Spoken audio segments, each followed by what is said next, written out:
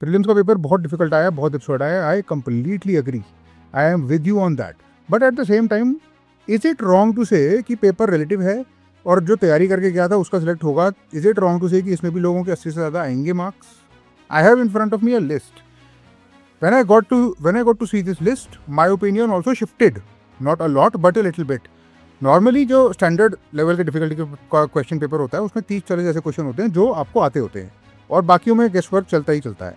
इसमें ऐसे 15-20 थे, पर इसमें थे, there were, I am counting 22-23 question in front of me in my list which were included in the Nirnay IAS text book test series. Not directly, implicitly, but enough, and some of them actually quite directly.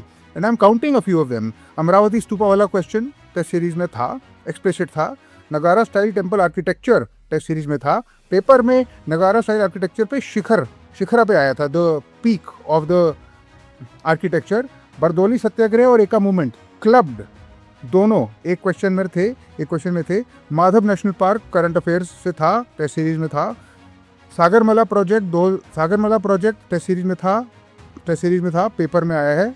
ताई Ahom UNESCO world heritage site वाला question test series में था, paper में आया है. Vizhinjam international सी port paper में था, test series में आया है.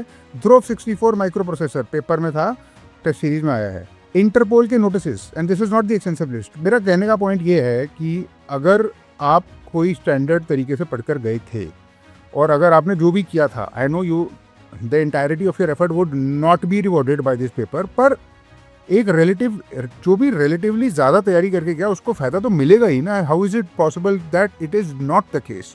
This is just a case in point that reinforces that ultimately at the end of the day, चाहे वो जो मर्जी कर ले डिफिकल्टी लेवल के साथ, अगर तैयारी आपकी बाकियों से अच्छी है तो मिलेगा आपको उसका रिवॉर्ड.